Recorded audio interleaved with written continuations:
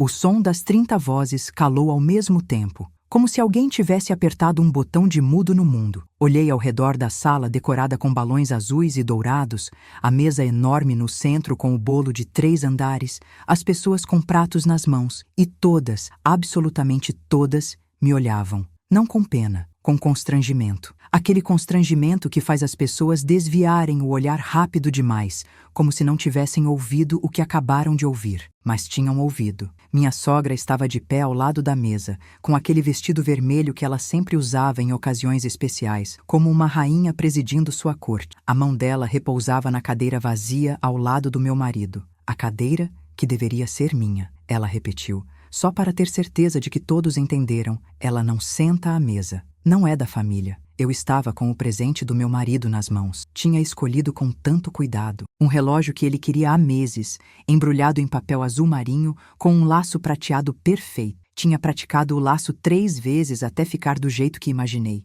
Minha mão apertou a caixa. O papel amassou um pouco. Meu marido estava sentado à cabeceira, como o aniversariante, como o rei ao lado da rainha-mãe. Ele me olhou. Não disse nada. Seus olhos pediram algo, talvez paciência, talvez compreensão. Talvez que eu engolisse aquilo como engoli tantas outras vezes. Ele abriu a boca, mas foi sua mãe quem continuou falando. As cadeiras são para a família de verdade, ela disse, e sorriu. Aquele sorriso que eu conhecia tão bem, doce na aparência, venenoso na intenção. Você pode comer na cozinha, querida, ou na varanda. Tem algumas cadeiras de plástico lá. 30 pessoas, 30 pares de olhos, alguns curiosos, alguns divertidos, alguns mortificados. Minha cunhada, a irmã do meu marido, olhou para o chão. O pai dele limpou a garganta, mas não disse nada. Os amigos dele, aqueles que eu tinha recebido na minha casa, que tinham comido na minha comida, bebido do meu vinho, estavam mudos como estátuas. Respirei fundo. O ar entrou gelado, como se tivesse cortado minha garganta por dentro. Senti o peso da caixa nas minhas mãos. O laço prateado refletia a luz do lustre. Por um segundo,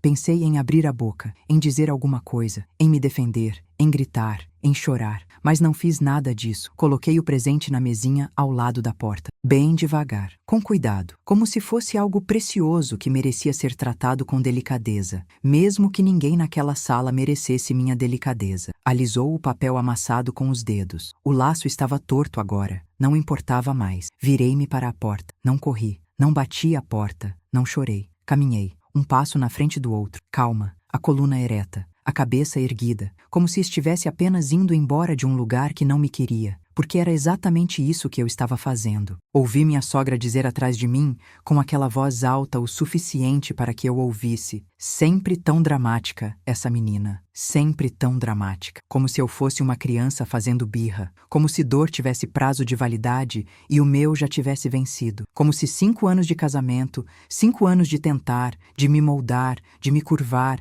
de me fazer menor, não fossem nada, como se eu fosse nada. Mas eu não respondi. Cheguei até a porta, coloquei a mão na maçaneta. Era de metal, estava fria. Senti o metal contra minha palma e pensei em todas as vezes que tinha entrado naquela casa, sempre com esperança, sempre achando que dessa vez seria diferente, que dessa vez ela me aceitaria, que dessa vez eu finalmente seria boa o suficiente. Girei a maçaneta, a porta se abriu. E foi na saída, com um pé já do lado de fora, que tudo mudou. Vi o carro dela, aquele carro importado que ela adorava exibir, estacionado bem na frente, ocupando 2 vagas como sempre. E ao lado do carro, a bolsa dela, aquela bolsa de grife caríssima que ela nunca largava. Estava caída no chão, ao lado da roda, aberta, o conteúdo meio espalhado. Olhei para trás. Através da janela, vi que todos ainda estavam lá dentro. Ninguém tinha vindo atrás de mim. Nem meu marido. Ninguém. Foi então que eu vi, entre as coisas espalhadas da bolsa, uma pasta.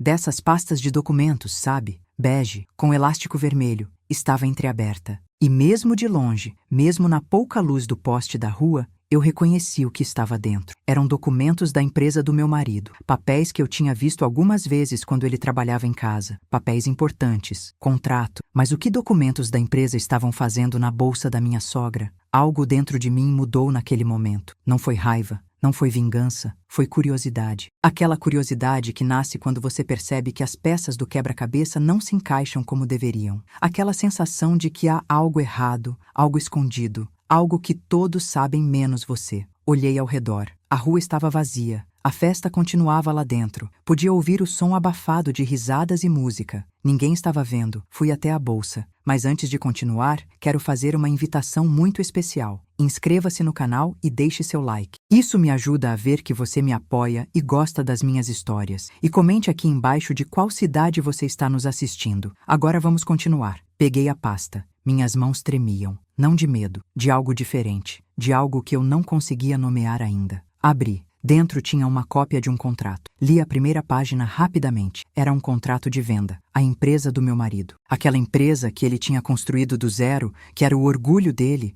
que ele amava mais que qualquer coisa, estava sendo vendida. Mas não era ele quem estava vendendo. Era ela, minha sogra. O nome dela estava lá, como procuradora dele, com poderes para vender, negociar, assinar. Tudo sem ele saber, aparentemente. Porque ele tinha me contado na semana passada que estava negociando uma sociedade, não uma venda. E definitivamente não tinha mencionado que a mãe dele tinha procuração. Continuei lendo. A data da assinatura da procuração. 3 meses atrás. O valor da venda. Muito abaixo do que a empresa valia. E o comprador. Um nome que eu conhecia. O primo dela. O filho da irmã dela. Aquele que estava sempre precisando de ajuda, sempre em dívidas, sempre com problemas. Ela estava vendendo a empresa do próprio filho, por um preço ridículo, para a família dela, e ele não sabia. Fotografei tudo com meu celular, cada página, cada cláusula, cada assinatura. Minhas mãos já não tremiam mais. Estavam firmes, precisas. Devolvi os papéis para a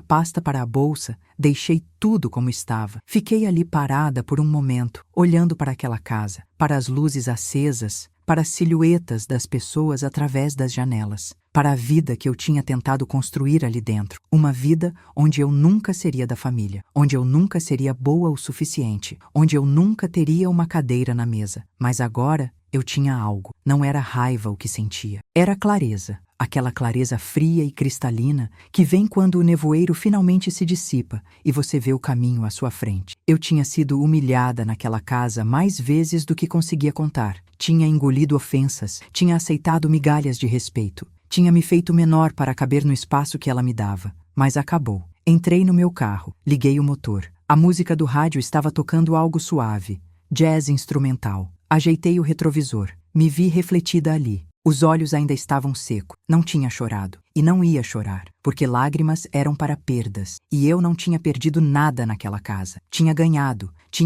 minha liberdade de volta. Tinha ganhado informação. Tinha ganhado poder. Dirigi para casa. Não para a casa que dividia com meu marido. Para a minha casa. Aquela que tinha sido minha antes de casar. Que meus pais tinham me deixado. Que eu nunca tinha vendido. Mesmo ele insistindo. Tinha alugado. Mas o inquilino tinha saído no mês passado. Ela estava vazia, esperando. Parece que ela sabia que eu ia precisar dela de novo. Nem sempre foi assim. Quando conheci Daniel, eu achei que tinha encontrado a pessoa certa. Ele era gentil, engraçado, ambicioso de um jeito bom, sabe? Não aquela ambição que atropela todo mundo, mas aquela que constrói. Ele tinha acabado de abrir a empresa, uma consultoria de tecnologia. Pequena ainda, mas com potencial. Ele falava dos planos dele com os olhos brilhando, e eu me apaixonei, não só por ele, por nós, pelo que poderíamos construir juntos. Ele me falou da mãe dele na 3ª semana de namoro. Falou com tanto amor, com tanta admiração. Disse que ela tinha criado ele e a irmã sozinha depois que o pai quase faliu a família com bebida e jogo. Disse que tudo o que ele era devia a ela, que ela era forte, determinada, que tinha sacrificado tudo pelos filhos. Eu achei lindo. Que idiota eu fui. O primeiro encontro foi num domingo. Almoço na casa dela. Cheguei com flores e um vinho que o vendedor da loja garantiu ser excelente. Bati na porta com o coração acelerado. Queria causar boa impressão. Queria que ela gostasse de mim. Queria fazer parte daquela família que Daniel descrevia com tanto carinho. Ela abriu a porta, olhou para as flores, para o vinho, para mim. De cima a baixo, devagar. Como se estivesse avaliando um produto na vitrine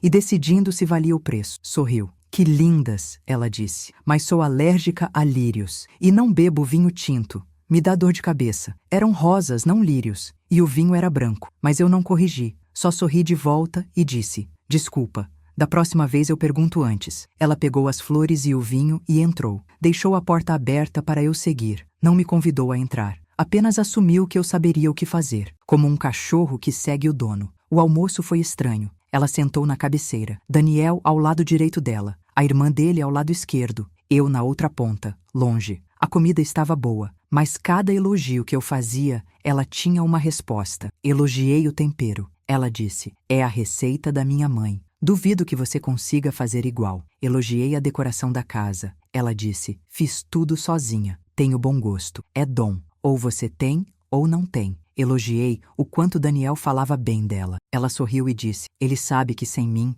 ele não seria nada. Eu criei um homem de verdade. E olhou para mim quando disse isso, como se estivesse me avisando. Ele é meu. Foi o que aquele olhar disse. E sempre será. Mas eu não vi. Ou não quis ver. Achei que era só proteção de mãe. Aquele instinto natural de proteger o filho. Que com o tempo, ela ia perceber que eu amava ele. Que eu era boa para ele. Que nós éramos bons juntos. Me casei achando isso. A cerimônia foi pequena. Íntima. Na praia, como eu sempre quis. Mas não foi bem como eu quis. Porque ela achou que praia era coisa de pobre. Insistiu para ser num salão. Daniel ficou no meio. Eu cedi. Nosso primeiro erro. Ou melhor, meu primeiro erro. Porque erros pressupõem que você não sabia. E eu sabia. Eu só escolhi ignorar. O vestido. Ela achou muito simples. As flores. Muito comuns. O menu. Muito básico. A lista de convidados. Metade dela. Um quarto dele. Um quarto minha. A lua de mel. Ela sugeriu que fossem junto. Mãe, filho e nora. Para economizar. Daniel disse que era loucura. Eu respirei aliviada, mas ela ficou brava. Não falou com a gente por 2 semanas. E ele sofreu. Vi ele sofrer. Vi aquela dor nos olhos dele de desapontar a mãe. Foi quando entendi. Ele não escolheria.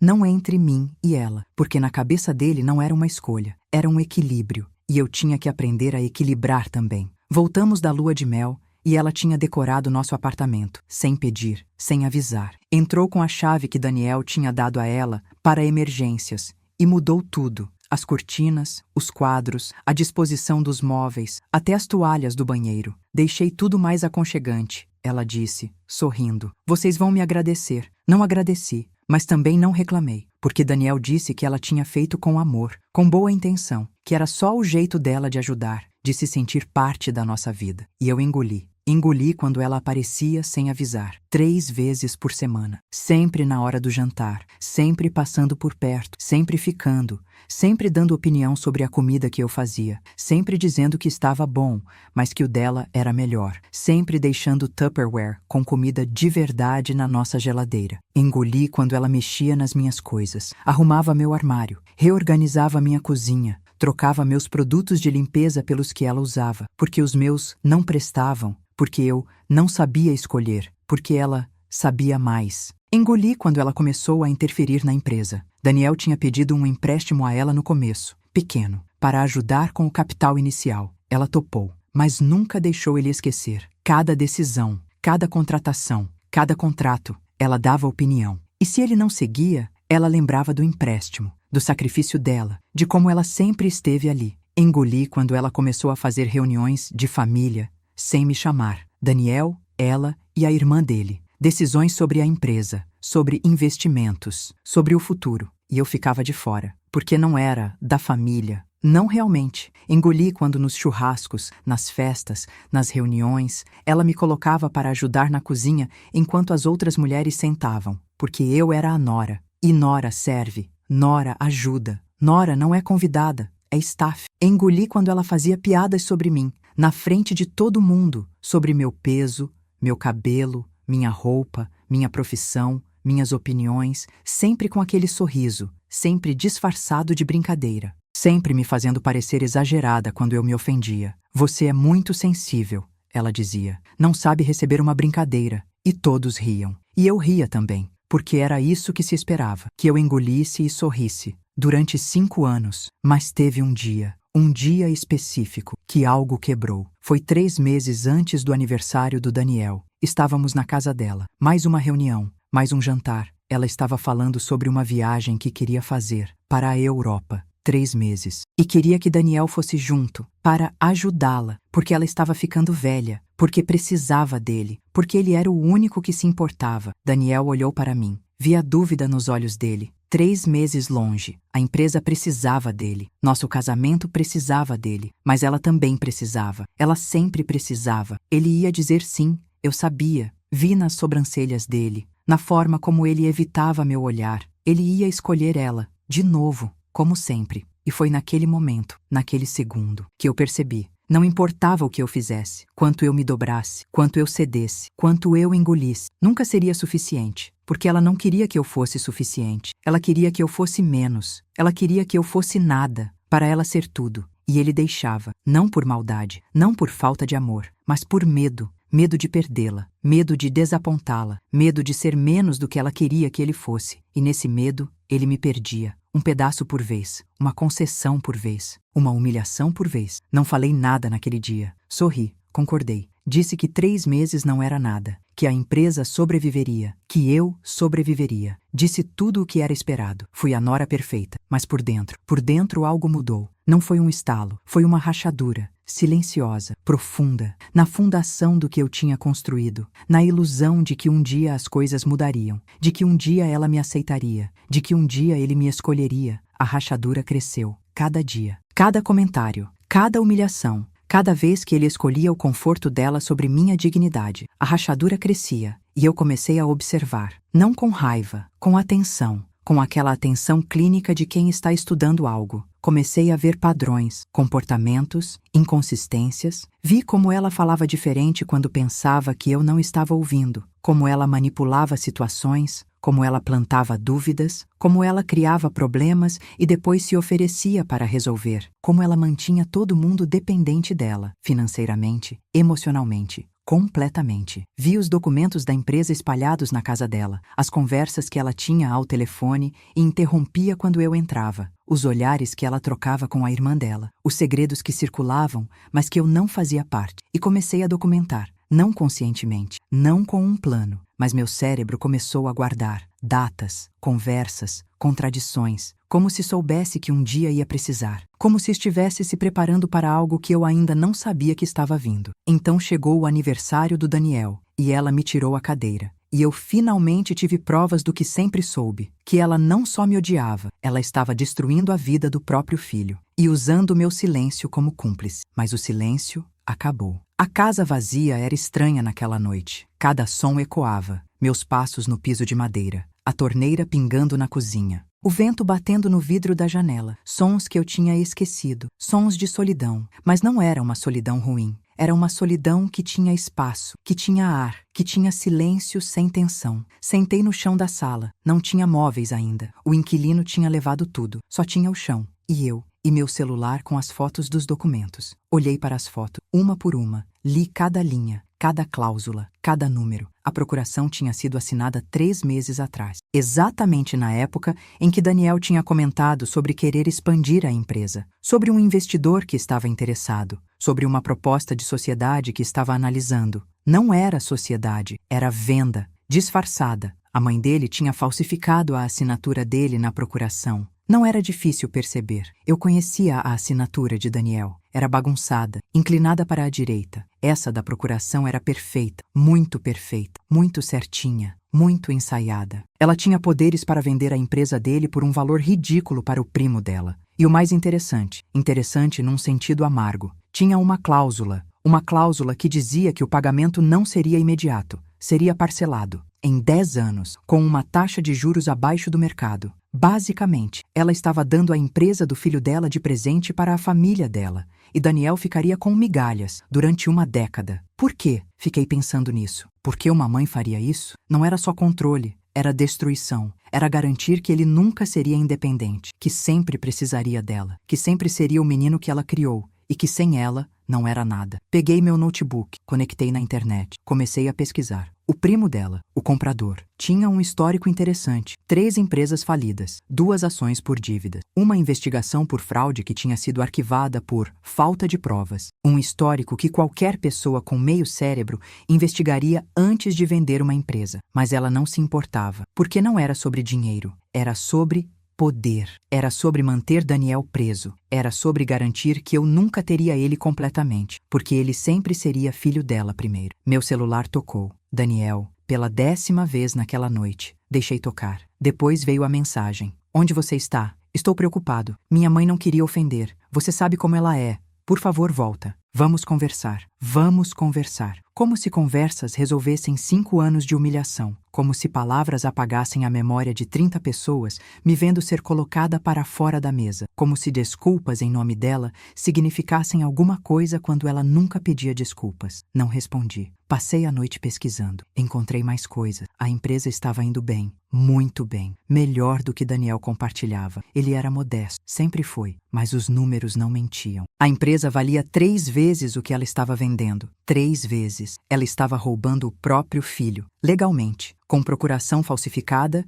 e um comprador que era família. Fotografei tudo. Cada descoberta. Cada documento público. Cada inconsistência. Criei uma pasta no meu computador. Nomeei. Verdade. Porque era isso. A verdade que ele não sabia. A verdade que ela estava escondendo. A verdade que ia destruir aquela família. Ou salvar. Dependia de como você olhasse. Adormeci no chão. Sem cobertor. Sem travesseiro. Mas dormi bem. Melhor do que tinha dormido em meses, porque pela primeira vez em muito tempo eu não estava preocupada em ser boa o suficiente, em ser calada o suficiente, em ser pequena o suficiente. Acordei com o sol batendo no rosto, céu azul através da janela, peguei o celular, 15 mensagens, 8 de Daniel, 3 da minha cunhada, 4 de números que não conhecia, provavelmente amigas dela, rede de informantes. Li as mensagens de Daniel. Foram evoluindo durante a noite. Começaram com preocupação, viraram confusão, terminaram com irritação. A última dizia: "Você está exagerando, foi só um mal-entendido. Minha mãe já esqueceu.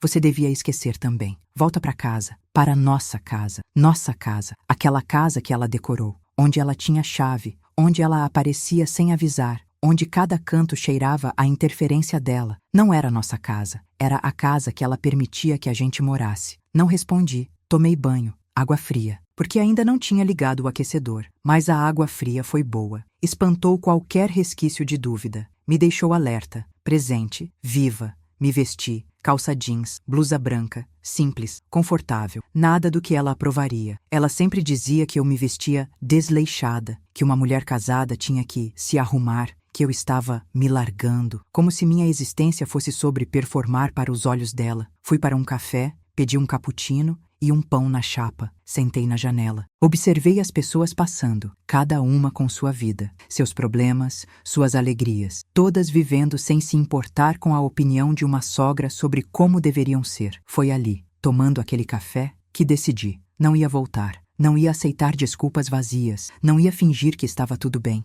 Não ia ser a nora boa que engole e sorri. Mas também não ia ser a ex-nora amarga que explode e destrói tudo. Ia ser a mulher que sabia a verdade e que ia usar essa verdade com precisão cirúrgica. Liguei para um advogado, um que tinha me ajudado anos atrás com a documentação da herança dos meus pais. Ele me recebeu na mesma tarde. Mostrei os documentos. Ele analisou, levantou as sobrancelhas, disse uma palavra: fraude. Perguntei o que podia fazer. Ele explicou. Várias opções: denunciar, processar, anular a procuração, cada uma com consequências, com timings, com estratégias. Escolhi a mais silenciosa, a mais eficaz, a que daria a Daniel a chance de escolher, uma última vez. O advogado preparou os documentos, uma notificação extrajudicial, informando sobre a irregularidade da procuração, sobre a venda em andamento, sobre os valores incompatíveis, sobre a necessidade de revisão, formal, técnica, indiscutível. Voltei para minha casa vazia e esperei. Daniel apareceu no final da tarde, bateu na porta, insistente. Eu abri. Ele entrou como um furacão, preocupado, irritado, confuso. Onde você estava? Por que não atendeu? Por que não respondeu? Minha mãe está preocupada. Eu estou preocupado. Isso é ridículo. É um exagero. Ela não quis dizer daquele jeito. Deixei ele falar, até cansar, até o furacão se transformar em brisa, até ele finalmente parar e me olhar, realmente me olhar, e ver que algo tinha mudado. O que houve? Ele perguntou. Mais calmo agora, mais assustado. Entreguei a pasta com as cópias de tudo, dos documentos, das pesquisas, da notificação. Leia, eu disse, e então a gente conversa. Ele abriu, começou a ler, vi o rosto dele mudar. Confusão, descrença, raiva, dor. Cada emoção passando como nuvens em dia de vento. Rápidas, intensas, devastadoras. Demorou 1 hora para ler tudo, para processar, para acreditar. Quando terminou, ele me olhou, os olhos vermelhos, as mãos tremendo, e disse: ela não faria isso. É um erro. Tem que ser um erro. Não é erro, Daniel. É escolha. Ela escolheu. Escolheu te controlar. te manter dependente, te impedir de crescer longe dela. E você tem que escolher também. O que você vai fazer com isso? Ele sentou no chão, igual eu tinha sentado na noite anterior, a cabeça nas mãos, os ombros curvados, o homem que sempre foi tão forte, tão seguro, desmoronando. Deixei ele processar. Não tentei confortar, não tentei explicar mais. A verdade estava ali, nas páginas, nos números, nas assinaturas falsificadas. Ela falava por si. Depois de um tempo, ele levantou a cabeça, me olhou e perguntou: o que você quer? Eu quero que você escolha, pela primeira vez. Escolha, não entre mim e ela, entre você e ela, entre sua vida e a vida que ela quer que você tenha, entre ser um homem ou continuar sendo um filho. Ele não respondeu. Pegou a pasta e saiu. Fiquei sozinha de novo, no silêncio da casa vazia. Mas não me senti vazia, senti leve, como se tivesse largado um peso que carregava há tanto tempo que já tinha esquecido como era andar sem ele. 3 dias, foram 3 dias de silêncio. Daniel não ligou, não mandou mensagem, não apareceu. E eu não fui atrás, porque tinha feito minha parte, tinha mostrado a verdade. O resto era com ele. Minha sogra tentou. Ligou 17 vezes, mandou mensagens, furiosas no começo, dramáticas depois. Você está destruindo minha família. Você está colocando o meu filho contra mim. Você sempre foi uma cobra. Eu sempre soube. Eu avisei ele. Mas ele não ouviu. Bloqueei o número. A cunhada tentou fazer ponte. Me ligou. Disse que a mãe estava desesperada, que estava doente de preocupação, que não entendia o que tinha acontecido, que era tudo um mal-entendido. Não é mal-entendido, é crime. Procuração falsificada, venda fraudulenta, apropriação indébita. Fala para ela que se quiser conversar, pode conversar com o advogado. Eu mandei o contato. A cunhada desligou. No 3º dia, de manhã cedo, bateram na porta. Abri. Era Daniel. Mas não era o Daniel que tinha saído. Esse tinha o rosto envelhecido, os olhos fundos, a expressão de quem não dormiu, de quem chorou, de quem perdeu algo. Posso entrar? Acenei. Ele entrou. Sentou no chão. Eu sentei de frente para ele, esperando. Eu confrontei ela, ele disse, voz rouca, com tudo, com os documentos, com as provas, com tudo. E ela negou. No começo, disse que era mentira, que você tinha forjado, que era manipulação. Mas eu tinha os originais. Fui atrás dos originais, no cartório, na empresa do primo dela. E era tudo verdade. Cada vírgula, cada número, cada assinatura falsa. Ele parou, respirou, continuou. Sabe o que ela disse quando não pode mais negar? Ela disse que era para o meu bem, que eu não sabia administrar dinheiro, que ia perder tudo, que ela estava me protegendo, dando minha empresa para o primo dela, que é um fracassado notório, me protegendo roubando de mim, me protegendo me mantendo dependente dela para sempre. Vi a dor nos olhos dele, a dor de ver quem realmente era a pessoa que ele amava acima de tudo, a pessoa que ele defendeu, que ele escolheu, repetidamente. Acima de mim, acima dele mesmo. Pior, ele continuou, pior foi o meu pai. Ele sabia, ele soube o tempo todo, e não disse nada, porque ela manda nele também, porque naquela casa todos nós somos fantoches, e ela puxa as cordas, e a gente dança, e sorri, e agradece. Daniel, eu disse, suave, você não precisa dançar mais. Ele olhou para mim, e pela primeira vez em 5 anos, eu vi ele realmente me ver, não como a nora, não como a esposa, como a pessoa que tinha tentado alertá-lo, a pessoa que tinha aguentado, a pessoa que tinha sido empurrada para fora da mesa e mesmo assim não tinha explodido, tinha ficado calma, tinha ido embora, tinha descoberto a verdade e tinha dado a ele a chance de escolher. Desculpa, ele disse, por tudo, por cada vez que eu não te defendi, por cada vez que eu disse que você estava exagerando, por cada vez que eu escolhi a paz dela sobre sua dignidade. Desculpa. Eram palavras que eu tinha esperado 5 anos para ouvir, mas agora que ouvia. Elas não mudavam nada, porque desculpas não apagam memórias, não curam feridas, não devolvem tempo perdido. O que você vai fazer? Eu perguntei. Vou processar, vou anular a procuração, vou cancelar a venda, vou recuperar minha empresa e vou cortar ela da minha vida, completamente, sem visitas, sem ligações, sem segundas chances. Ela roubou de mim e usou meu amor por ela como arma. Isso não tem perdão. E nós? Ele hesitou, olhou para as mãos, para o chão, para qualquer lugar, menos para mim. Não sei. Eu estraguei tudo. Eu sei. E entendo se você não quiser mais, se não conseguir perdoar, se não conseguir confiar de novo. Eu não sei se eu confiaria. Eu também não sei, eu disse, honesta, porque não sabia mesmo. Não sabia se amor era suficiente quando o respeito tinha sido pisoteado tantas vezes. Não sabia se desculpas curavam 5 anos de humilhações. Não sabia se queria reconstruir ou começar de novo, do zero, sozinha. Mas sei uma coisa, eu não volto para aquela casa. Eu não volto para aquela vida. Onde sua mãe tem chave, onde suas decisões passam por ela, onde eu sou uma estranha na minha própria vida. Se você quer tentar, nós começamos do zero, sem ela, sem interferência, sem cordas. Você topa? Ele pensou, longamente, e eu vi a luta interna. A dor de cortar o cordão umbilical que nunca tinha sido cortado. A dor de crescer aos 35 anos. A dor de escolher pela primeira vez. Topo, ele disse, finalmente. Então temos um acordo. Nos dias que se seguiram, o circo armou. Minha sogra descobriu que não conseguia mais manipular. Ligou para todo mundo. Fez Daniel de ingrato. Me fez de bruxa. Se fez de vítima. Chorou para quem quisesse ouvir. Contou versões distorcidas. Inventou dramas. Mas tinha algo que ela não esperava. Tinha provas, documentos, evidências. E quando o advogado notificou ela formalmente, quando o processo começou, as pessoas começaram a perguntar, a investigar, a descobrir. E a máscara caiu. Descobriram que não era a primeira vez. Ela tinha feito isso com o marido dela anos atrás. Tinha tirado o controle dele sobre os bens. Tinha deixado ele sem nada.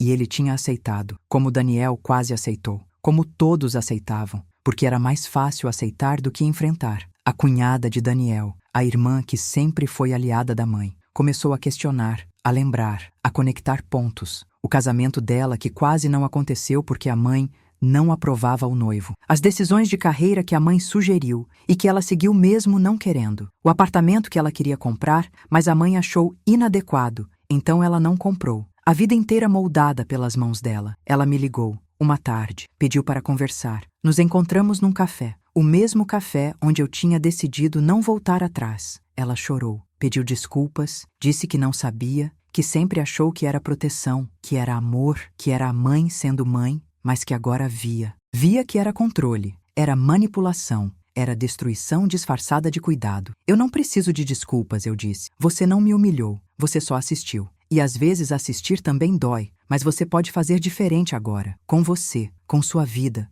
com seus filhos. Ela acenou, assustada com a perspectiva de liberdade, mas também aliviada. O processo foi rápido, a procuração foi anulada, a venda foi cancelada, a empresa voltou para o controle total de Daniel. E minha sogra, minha ex-sogra, perdeu tudo, não o dinheiro. Ela tinha dinheiro, perdeu o controle, perdeu os filhos, perdeu o poder. E sem poder, ela era só uma mulher velha e amarga, que tinha usado amor como corrente e agora estava sozinha. A família toda se afastou, não por vingança, por necessidade. Cada um precisava respirar, crescer, viver sem olhar para trás esperando aprovação ou medo de rejeição. O pai dela, o sogro, me ligou. Uma vez, só para dizer, obrigado, por fazer o que eu não tive coragem de fazer, por libertar meu filho, por mostrar que era possível dizer não a ela, desculpa por não ter feito antes, por não ter te protegido, por não ter protegido ele. Não era sua responsabilidade me proteger, era dele,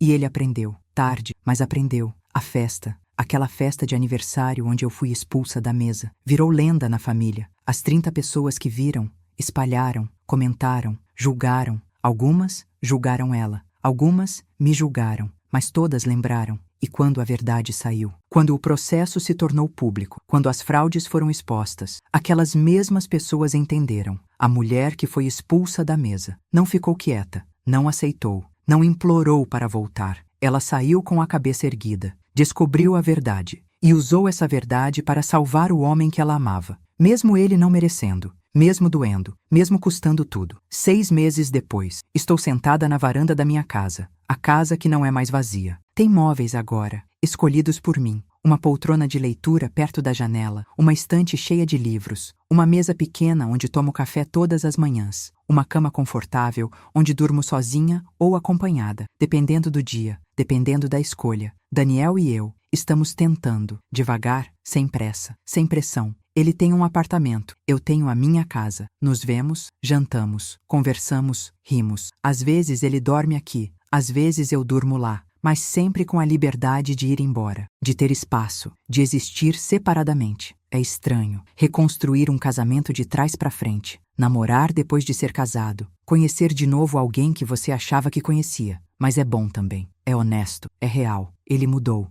Não completamente. Pessoas não mudam completamente. Mas ele cresceu, amadureceu, aprendeu, cortou o cordão. Finalmente. E dói. Vejo a dor nos olhos dele às vezes. A falta da mãe, a culpa, a raiva, a tristeza. Tudo junto. Mas ele não volta, não liga, não cede. Porque sabe que se ceder uma vez, vai ceder sempre. E ela vai estar ali, de novo, puxando as cordas. A empresa dele prospera, sem interferência, sem manipulação, sem sabotagem disfarçada de ajuda. Ele contratou uma sócia, uma mulher competente, experiente, sem parentesco, sem cordas. E juntos eles triplicaram o faturamento, sem ela, apesar dela, provando que ele sempre foi capaz, sempre foi bom o suficiente. Ela é que fazia ele duvidar. Minha cunhada, a irmã dele, está em terapia, descobrindo quem ela é fora do controle da mãe, descobrindo o que gosta, o que quer, o que sente. Tem dias bons, tem dias ruins, mas ela está tentando. E isso já é muita coisa. A mãe deles, minha ex-sogra, não sei muito. Daniel não fala, a irmã dele não fala, e eu não pergunto. Sei que ela está viva, sei que está sozinha na casa grande, sei que fala mal de mim para quem quiser ouvir, sei que se faz de vítima, que inventa histórias, que reescreve o passado na cabeça dela até acreditar que foi ela quem foi injustiçada. Não sinto pena, não sinto raiva, não sinto nada. E essa é a maior vitória, indiferença, porque raiva ainda é conexão, pena ainda é conexão, indiferença é liberdade. Às vezes penso naquele dia, no aniversário, na mesa, nas 30 pessoas, no presente abandonado, na saída calma, na bolsa caída, nos documentos, e penso, e se eu não tivesse visto? E se eu tivesse apenas ido embora chorando? E se eu tivesse voltado implorando perdão como ela esperava? Daniel estaria pobre agora, sem empresa, dependente da mãe para sempre, e eu estaria lá, engolindo, sorrindo, desaparecendo um pouco mais a cada dia. Mas eu vi, e não chorei, e não voltei, e isso mudou tudo. Aprendi coisas nesses meses. Aprendi que amor próprio não é egoísmo, é sobrevivência. Aprendi que você pode amar alguém e ainda assim dizer não. Aprendi que família nem sempre é quem tem seu sangue, é quem respeita sua existência. Aprendi que silêncio não é paz, é só barulho adiado. Aprendi que você não precisa ser pequena para caber no espaço que te dão. Você pode ser grande e exigir um espaço maior, ou sair e criar seu próprio espaço. Aprendi que humilhação só funciona se você aceita, se você internaliza, se você acredita que merece. No segundo que você para de acreditar, no segundo que você vê que o problema não é você, é quem te humilha, tudo muda. Aprendi que calma não é fraqueza. Calma é estratégia, é dignidade. É você se recusando a entrar no circo, a performar o papel que querem que você performe. É você pegando suas coisas e saindo, sem drama, sem gritos, sem dar o espetáculo que esperavam. E aprendi que reviravolta não precisa ser vingança, não precisa ser destruição. Pode ser apenas verdade, verdade dita na hora certa, para a pessoa certa, com as provas certas. Verdade que liberta, mesmo doendo, mesmo custando,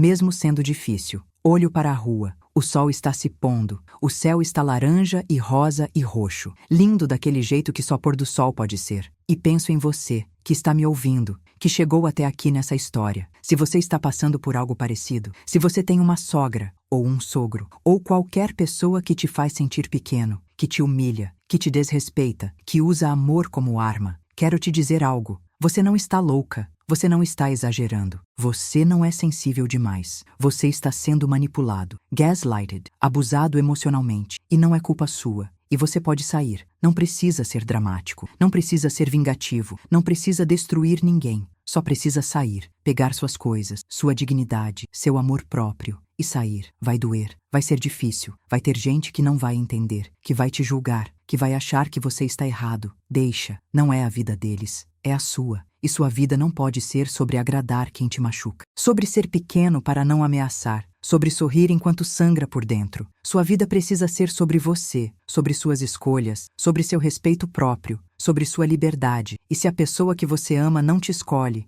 não te defende, não te respeita, talvez seja a hora de você se escolher, se defender, se respeitar, porque no fim das contas, a única pessoa que vai estar com você em cada momento da sua vida é você. Então seja alguém que você respeita, que você admira, que você gosta de ser. Não perca anos da sua vida tentando ser bom o suficiente para quem já decidiu que você nunca será. Não é sobre você. Nunca foi. É sobre a insegurança deles, o medo deles, o controle deles. Você já é bom o suficiente, sempre foi. Só estava procurando validação no lugar errado. Eu tinha 33 anos quando saí daquela casa, daquela festa, daquela mesa. Muita gente acha que é tarde. 33, 5 anos de casamento, investimento emocional, história construída, tempo perdido. Mas não é tarde. Nunca é tarde para se escolher. E se eu consegui, com 33 e 5 anos de humilhações nas costas, você consegue também. Não importa a idade, não importa quanto tempo passou, não importa quantas pessoas vão julgar,